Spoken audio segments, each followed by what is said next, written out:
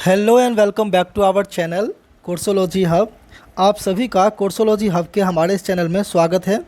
और आज हम लोग सीटेट के लिए एनसीईआरटी की बुक्स पढ़ने वाले सभी स्टूडेंट्स के लिए और सभी साथी जो भी एनसीईआरटी बेस जीके की तैयारी करते हैं उन सभी के लिए लेसन नंबर 3 लेकर के आ गए हैं। 6th क्लास का लेसन नंबर 3 जिसका नाम है पृथ्वी की गतियाँ। तो चलिए फिर ज़्यादा देर ना करते हुए हम लोग अपने लेसन को स्टार्ट करते हैं और सभी बच्चों को इसकी पूरी समरी और पूरे लेसन को अच्छे तरीके से समझाते हैं। तो चलिए स्टूडेंट फिर स्टार्ट करते हैं हम लोग और चीज़ों को पढ़ते जाएंगे और जो जो इम्पोर्टेंट पॉइंट होगा वो मेरे द्वारा आपको अच्छे तरीके से एक्सप्लेन करके बताया जाएगा। तो सभी से रिक्वेस्ट है कि अपना डायरी और पेन लेकर के बैठें और जो भी इम्पोर्टेंट चीज़ें बताई जाएं उसको नोट्स करते जाएं, उसको क्वेश्चन आंसर फॉर्म में बनाते जाएं।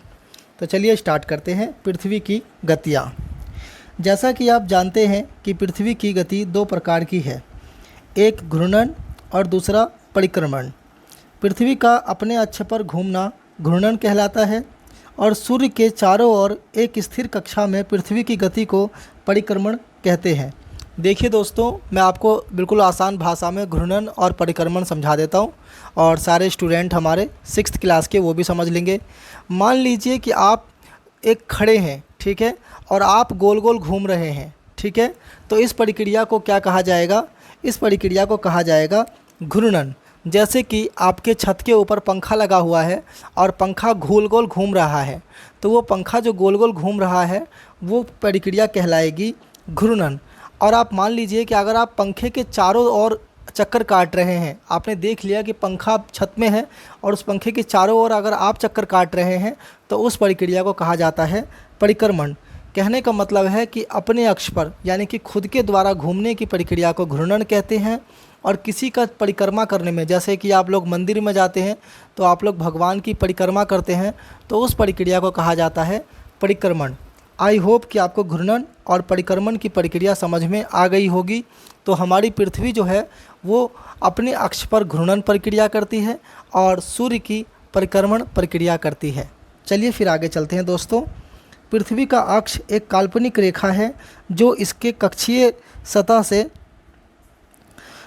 66/1/2 का कोण बनाती है। सारे कोण के बारे में मैंने आपको अध्याय 2 में बता दिया था। जिन साथियों को भी कोण के बारे में अच्छे से जानकारी और लेनी है वो अध्याय नंबर 2 को अच्छे तरीके से देख सकते हैं।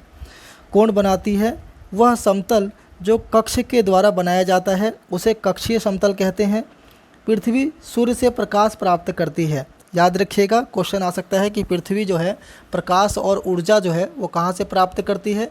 वो पृथ्वी सूर्य से ऊर्जा प्राप्त करती है। मैंने आपको उस दिन समझाया था दूसरे लेसन में कि जो ग्रह होते हैं उनके पास अपनी ऊर्जा और प्रकाश नहीं होता, लेकिन जो तारे होते हैं या फिर जो ग्रह मतलब जो तारे हैं, ठीक है, उन तारों के अंदर अपनी ऊर्जा और प्रकाश होता है और सूर्य जो है वो भी एक तारे की श्रेणी में आता है, ठीक है। और ज़्यादा अच्छे तरीके से जानकारी लेने के लिए आप लेसन नंबर 2 पढ़ के आए होंगे तो आपको अच्छे से पता होगा। और अगर आप लेसन नंबर 2 नहीं पढ़े हैं, डायरेक्ट लेसन नंबर 3 देख रहे हैं, तो आप लेसन नंबर 2 भी देख लीजिए। पृथ्वी सूर्य से प्रकाश प्राप्त करती है। पृथ्वी का आकार गोले के समान है, इसलिए एक समय में सिर्फ एक आधे भाग पर ही सूर्य की रोशनी प्राप्त होती है। सूर्य की ओर वाले भाग में दिन होता है जबकि दूसरे भाग में सूर्य से दूर होता है, वहाँ रात होती है। ग्लोब पर वह वृत्त जो दिन तथा रात को विभाजित करता है उसे प्रदीप्ति वृत्त कहते हैं। आपको मैंने लेसन नंबर 2 में बताया था प्रदीप्ति वृत्त के बारे में, ठीक है, और ये भी बताया था कि किस तरीके से वो एक काल्पनिक रेखा है जो धरती को 2 बराबर हिस्से में बांटती है, ठीक है, और जिस हिस्से पर सूरज की रोशनी पड़ती है वो हिस्से के ऊपर दिन की प्रक्रिया होती है और जहाँ पर सूरज की रोशनी नहीं पहुँच पाती उस हिस्से को हम लोग रात्रि कहते हैं। तो सीटेट के बच्चे भी ध्यान देंगे कि आपसे पूछा जा सकता है कि दिन और रात की प्रक्रिया को विभाजित करने वाली रेखा का क्या नाम है, तो आपका आंसर होना चाहिए प्रदीप्ति वृत्त, ठीक है। सभी लोग इसको लगा भी लेंगे प्रदीप्ति वृत्त को। यह वृत्त अक्ष के साथ नहीं मिलता, जैसा कि आप चित्र पॉइंट 2 में देख सकते हैं, ठीक है। अभी मैं आपको दिखाऊंगा चित्र 2.3.2। चलिए आगे चलते हैं। पृथ्वी अपने अक्ष पर एक चक्कर पूरा करने में लगभग 24 घंटे का समय लेती है। घूर्णन के समय काल को पृथ्वी का दिन कहा जाता है। यह दैनिक गति होती है। आपसे पूछा जा सकता है कि बताइए पृथ्वी की दैनिक गति किसे कहा जाता है, तो आप लोग हमेशा लगाइएगा घूर्णन को। जो पृथ्वी अपने अक्ष पर घूमती है यानी कि घूर्णन की प्रक्रिया करती है, उसको हम लोग पृथ्वी की दैनिक गति कहते हैं। याद रखिएगा, क्या कहते हैं? दैनिक गति। ठीक है। और ये कितने समय में पूरी होती है? तो ये 24 घंटे में पूरी होती है। आई होप कि इतनी बातें आपको अच्छे से क्लियर हो गई होंगी। तो बाकी जो आओ और करके सीखें, ये एक्टिविटी हमारे स्कूल के बच्चे पढ़ेंगे और इस प्रकार की एक्टिविटी को घर पर करेंगे। ठीक है। और अगर कोई प्रॉब्लम हो तो नीचे कमेंट बॉक्स में लिखिएगा ताकि हम आपको गाइड कर सकें। ठीक है बच्चों, चलिए आगे चलते हैं दोस्तों। हम लोग पृथ्वी के कक्षीय समतल पर लंब, ये देख सकते हैं आप, ऊपर उत्तर ध्रुव है, नीचे दक्षिणी ध्रुव है और बीच में मैंने आपको विषुवत रेखा, मकर रेखा और कर्क रेखा के बारे में पढ़ा दिया था। मैं जूम करके दिखा देता हूँ। ये आप जब लेसन नंबर 2 आप देखेंगे तो आपको लेसन नंबर 2 में ये बहुत अच्छे से समझाया गया है, तो वहाँ पर जा कर के आप समझ के आए होंगे। और जो साथी नहीं आए हैं वो लेसन नंबर 2 देखिए। उसके बाद बात करते हैं हम लोग, ये देख सकते हैं आप, ये जो रेखा है, ये देखिए चित्र 3.2 को देखिए। यहाँ पर आपको प्रदीप्ति वृत्त दिख रहा होगा दोस्तों। ठीक है, मैंने सभी को समझाया था कि प्रदीप्ति वृत्त जो होती है वो रात और दिन की प्रक्रिया को विभाजित करती है। और लेसन नंबर 2 में मैंने अक्षीय रेखा के बारे में बताया था, विषुवत वृत्त के बारे में बताया था और प्रदीप्ति वृत्त के बारे में भी बताया था। लेकिन अब देख सकते हैं आप, और इस चित्र में आपको साफ दिखाई देगा कि देखिए जिधर से सूरज की रोशनी पड़ रही है उधर दिन की प्रक्रिया है और जिधर प्रदीप्ति वृत्त है उधर रात की प्रक्रिया है। तो आपसे क्वेश्चन पूछा जा सकता है कि ये बताइए कि धरती के ऊपर रात और दिन की प्रक्रिया को कौन सी रेखा विभाजित करती है? तो आपका उत्तर क्या लगेगा? प्रदीप्ति वृत्त। इसको डायरी में नोट करके रख लीजिए और इसको समय समय पर रिवाइज करते रहिए। घूर्णन के कारण पृथ्वी पर दिन और रात होता है। क्वेश्चन ये भी सीटेट में आया हुआ है। आप लोग ओल्ड ईयर के क्वेश्चन पेपर खोल के देखेंगे तो आपको मिलेंगे ये क्वेश्चंस कि घूर्णन के कारण कौन सी प्रक्रिया होती है। तो आपसे पूछा गया था क्वेश्चन में कि रात और दिन किस प्रक्रिया के कारण पृथ्वी पर होता है, तो आपको आंसर लगाना है घूर्णन के कारण। ठीक है दोस्तों, आई होप कि आपको अच्छे से क्लियर हुआ होगा। तो चलिए फिर आगे चलते हैं हम लोग।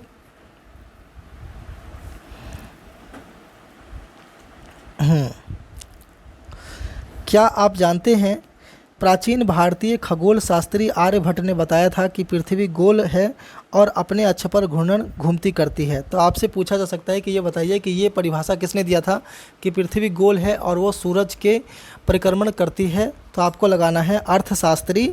कौन थे? आर्यभट्ट। ठीक है।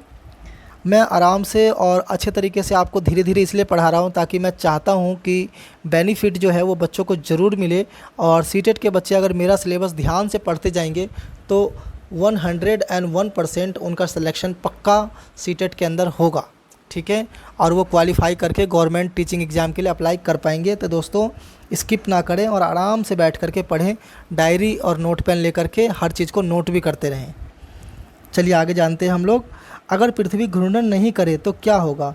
सूर्य के तरफ वाले पृथ्वी के भाग में हमेशा दिन होगा, जिसके कारण उस भाग में गर्मी लगातार पड़ेगी और दूसरे भाग में हमेशा अंधेरा रहेगा एवं पूरे समय ठंड पड़ेगी। इस तरह की अवस्था में जीवन संभव नहीं हो पाएगा। यानी कि जिस तरफ सूरज की रोशनी होगी वहाँ पर ऊष्मा और प्रकाश इतना ज़्यादा बढ़ जाएगा कि सारी चीज़ें जल जाएंगी, ख़त्म हो जाएंगी, पानी वगैरह सब ख़त्म हो जाएगा। और दूसरी तरफ जहाँ अंधेरा रहेगा वहाँ पर सारी चीज़ें जम जाएंगी और बर्फ़ ही बर्फ़ हो जाएगा, जिसके कारण फिर वहाँ पर भी जीवन नहीं रहेगा। यानी कि जीवन के लिए ऊष्मा और प्रकाश दोनों ज़रूरी भी हैं और रात्रि भी ज़रूरी है, यानी कि समतल और संतुलित बनाने के लिए जीवन को। चलिए आगे चलते हैं। पृथ्वी की दूसरी गति जो सूर्य के चारों ओर कक्ष में होती है उसे परिक्रमण कहा जाता है। पृथ्वी एक वर्ष या 365 1/4 दिन में सूर्य का एक चक्कर लगाती है। हम लोग एक वर्ष में 365 दिन का मानते हैं तथा सुविधा के लिए 6 घंटे में इसे नहीं जोड़ते। याद रखिएगा, यानी कि हमारा जो धरती है वो एक वर्ष में यानी कि 365 दिन और 1/4, अगर मान लीजिए 24 को आप 1/4 में कन्वर्ट करेंगे तो 6 घंटे बनते हैं। ठीक है। तो यानी कि 365 दिन, सॉरी गलती हो गई, एक बार करेक्ट कर लीजिएगा। 365 दिन 1/4, तो 365 दिन तो ये हो गए, और 24 घंटे को जब 1/4 में तोड़ेंगे तो 6 घंटे बनते हैं, तो यानी कि 365 दिन और 6 घंटे। ठीक है, सुविधा के लिए हम लोग इसको 6 घंटे को जोड़ते नहीं हैं, तो होता क्या है कि एक साल में 6 घंटे, दूसरे साल में 12 घंटे, तीसरे साल में 18 घंटे, और चौथे साल में वो 24 घंटे हो जाता है, और 24 घंटे जो है वो फिर चौथा साल जो होता है वो लीप ईयर होता है। तो आपसे क्वेश्चन पूछा जा सकता है कि बताइए कौन सा साल लीप ईयर होता है। ठीक है, तो आपको लगाना है चौथा साल, हर चौथा साल जो होता है वो लीप ईयर होता है। और आप सभी को पता है कि वो जो एक दिन एक्स्ट्रा बनता है वो फरवरी के महीने में जोड़ दिया जाता है। ठीक है ना, यानी कि उस महीने, उस साल में फरवरी 29 डेज़ की हो जाती है दोस्तों। तो चलिए आगे बढ़ते हैं हम लोग। ये देख सकते हैं आप कि इसमें बहुत अच्छे तरीके से जो धरती की जो परिक्रमण प्रक्रिया है उसको दर्शाया गया है कि उत्तरी गोलार्ध में ग्रीष्म ऋतु रहती है। ठीक है, उत्तर आयनात यानी कि 21 जून, और दक्षिणी गोलार्ध में शीत ऋतु रहती है। देखिए आप इधर की साइड ये देख पा रहे होंगे आप। और उसके अलावा चलिए विषुवत 23 सितंबर को वसंत ऋतु की प्रक्रिया रहती है। ठीक है, और 22 सितंबर की दक्षिणी आयलार्त रहता है। तो इसी तरीके से आप इस मैप को देख करके आसानी से समझ पा रहे होंगे दोस्तों। तो चलिए आगे चलते हैं हम लोग। ये पृथ्वी के परिक्रमण के कारण ऋतुएं बदलती हैं, आपसे पूछा जा सकता है क्वेश्चन, और ये क्वेश्चन आए हुए हैं आप पेपर में। बार बार मैं इंसिस्ट कर रहा हूँ कि आप ओल्ड ईयर के क्वेश्चन पेपर में देखेंगे, तभी आपका जो फेथ है वो गेन होगा कि हाँ सर जो बता रहे हैं वो बिल्कुल ठीक बता रहे हैं। आपसे क्वेश्चन पूछा गया था कि पृथ्वी के ऊपर ऋतु परिवर्तन किसके कारण होता है। ठीक है, तो आपको क्या लगाना है, पृथ्वी के ऊपर ऋतु परिवर्तन पृथ्वी के परिक्रमण के कारण होता है। किसके कारण होता है, परिक्रमण के कारण। देखिए लिखा भी हुआ है चित्र 3.3 में, देखिए पृथ्वी का परिक्रमण एवं ऋतुएं। तो याद रखिएगा ऋतुओं का परिवर्तन किसके कारण होता है, तो परिक्रमण के कारण होता है, और दिन का परिवर्तन होता है घूर्णन के कारण। ठीक है, कंसेप्ट क्लियरिटी बिल्कुल अच्छे से होनी चाहिए बच्चों की। चलिए आगे चलते हैं हम लोग। 4 वर्ष में प्रत्येक वर्ष के बचे हुए 6 घंटे मिलकर एक दिन यानी कि 24 घंटे के बराबर हो जाते हैं। इसके अतिरिक्त दिन को फरवरी के महीने में जोड़ा जाता है। इस प्रकार प्रत्येक चौथे वर्ष में फरवरी का माह 28 दिन के बदले 29 दिन का होता है। ऐसा वर्ष 366 दिन का होता है और उसे लीप वर्ष कहा जाता है। ठीक है, तो अब आपको पता लगाना है कि अगला लीप वर्ष कब आएगा। ठीक है दोस्तों, चलिए आगे चलते हैं। सामान्यतः एक वर्ष को गर्मी, सर्दी, वसंत एवं ऋतुओं, शरद ऋतु में बांटा जाता है। ऋतुओं में परिवर्तन सूर्य के चारों ओर पृथ्वी की स्थिति के परिवर्तन के कारण होता है, जिसको हम लोग परिक्रमण कहते हैं। ठीक है, चलिए आगे चलते हैं। चित्र 3.3 में देखा गया है कि 21 जून को उत्तरी गोलार्ध सूर्य की तरफ झुका होता है। मैंने आपको मैप के माध्यम से वहाँ पर दिखाया था और आपको समझ में भी आया होगा। सूर्य की किरणें कर्क रेखा पर सीधी पड़ती हैं। इसके परिणाम स्वरूप इन क्षेत्रों में ऊष्मा अधिक प्राप्त होती है और ध्रुवों के पास वाले क्षेत्रों में कम ऊष्मा प्राप्त होती है, क्योंकि वहाँ सूर्य की किरणें तिरछी पड़ती हैं। उत्तर ध्रुव सूर्य की तरफ झुका होता है और तथा उत्तरी ध्रुव रेखा के बाद वाले भागों पर लगभग 6 महीने तक लगातार दिन रहता है। चूँकि उत्तरी गोलार्ध के बहुत बड़े भाग में सूर्य की रोशनी प्राप्त होती है, इसलिए विषुवत वृत्त के उत्तरी भाग में गर्मी का मौसम होता है और 21 जून को इन क्षेत्रों में सबसे लंबा दिन तथा सबसे छोटी रात होती है। ठीक है, 21 जून को इन क्षेत्रों में क्या होता है याद रखिएगा। सर आपसे पूछा जा सकता है कि बताइए 21 जून को उत्तर आयनात का मतलब क्या हो गया कि ऊपरी वाला जो हिस्सा है हमारा। आपको मैंने बताया था ना दूसरे चैप्टर में कि दक्षिणी आयनात क्या है और उत्तरी आयनात क्या है। तो उत्तरी आयनात मतलब ऊपर वाला हिस्सा। 21 जून को क्या होता है, उत्तर आयनात में सबसे लंबा दिन होता है और सबसे छोटी रात होती है। आपसे क्वेश्चन पूछा जा सकता है कि उत्तर आयनात में 21 जून को कौन सी प्रक्रिया होती है, तो लगाना है सबसे लंबा दिन और सबसे छोटी रात। उसके बाद अगर बात करें 22 दिसंबर को दक्षिणी ध्रुव के सूर्य की ओर झुके होने के कारण मकर रेखा पर सूर्य की किरणें सीधी पड़ती हैं। चूँकि सूर्य की किरणें मकर रेखा पर लंबवत पड़ती हैं, इसलिए दक्षिणी गोलार्ध के बहुत बड़े भाग में प्रकाश प्राप्त होता है। इसलिए दक्षिणी गोलार्ध में लंबे दिन तथा छोटी रात वाली ग्रीष्म ऋतु होती है। इसके ठीक विपरीत स्थिति उत्तरी गोलार्ध में होती है। पृथ्वी की इस अवस्था को दक्षिणी आयनात कहा जाता है। क्या आप जानते हैं कि ऑस्ट्रेलिया में ग्रीष्म ऋतु में क्रिसमस मनाया जाता है? ठीक है, ठीक है, तो क्वेश्चन पूछा जा सकता है आपसे कि बताइए कि ग्रीष्म ऋतु में कौन सा पर्व मनाया जाता है, तो आपको लगाना है क्रिसमस। आपको पता है ना 25 दिसंबर को क्रिसमस मनाया जाता है। ठीक है, और 21 मार्च एवं 23 सितंबर 21 मार्च एवं 23 सितंबर को सूर्य की किरणें विषुवत वृत्त पर सीधी पड़ती हैं। इस अवस्था में कोई भी ध्रुव सूर्य की ओर नहीं झुका होता, इसलिए पृथ्वी पर दिन और रात बराबर होते हैं, जिसे विषुव कहा जाता है। याद रखिएगा, अगर आपसे ये क्वेश्चन पूछा जाता है कि ये बताइए वह प्रक्रिया कौन सी है जिसमें दिन और रात बराबर होता है, उस प्रक्रिया को क्या कहा जाता है, तो आपको लगाना है विषुव। याद रखिएगा, बहुत इंपॉर्टेंट क्वेश्चन है और ओल्ड ईयर के पेपर में आया हुआ है, रिपीट हो सकता है। तो दिन और रात के बराबर होने की प्रक्रिया को विषुव कहा जाता है। ठीक है, 23 सितंबर को उत्तरी गोलार्ध में शरद ऋतु होती है, जबकि दक्षिणी गोलार्ध में बसंत ऋतु होती है। 21 मार्च को स्थिति इसके विपरीत होती है, और जबकि उत्तरी गोलार्ध में बसंत ऋतु तथा दक्षिणी गोलार्ध में शरद ऋतु होती है। ठीक है, तो याद रखिएगा, ये सिर्फ डाइवर्जन के हिसाब से जो मैप में मैंने दिखाया था, अगर आप उस मैप को देखेंगे, मैं एक बार आपको दोबारा वो मैप दिखा देता हूँ। ये देखिए, कहते हैं कि इंसान इमेज के माध्यम से सबसे अच्छा सीखता है। अगर आप इस मैप को अच्छे से स्टडी कर लेंगे सभी दोस्त, तो आपको सारे कन्फ्यूज़न जो है बिल्कुल दूर हो जाएगा। ठीक है, तो इस मैप को अच्छे से स्टडी कर लीजिएगा सभी लोग। वैसे तो मैंने समझा दिया है, लेकिन फिर भी मैंने आपको रेफरेंस बता दिया है फ्रेंड्स। ओके, तो 23 सितंबर को उत्तरी गोलार्ध में शरद ऋतु होती है, जबकि दक्षिणी गोलार्ध में बसंत ऋतु होती है।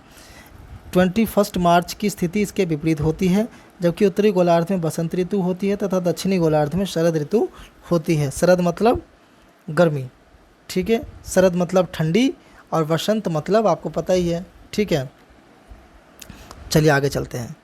तो इस प्रकार स्पष्ट है कि पृथ्वी के घूर्णन और परिक्रमण के कारण दिन तथा रात तथा ऋतुओं में परिवर्तन होता है। तो मैंने आपको बता ही दिया, घूर्णन के कारण दिन और रात की प्रक्रिया होती है, परिक्रमण के कारण ऋतुओं में परिवर्तन होता है। ठीक है, चलिए आगे चलते हैं। तो ये आ गया हमारा क्वेश्चन आंसर।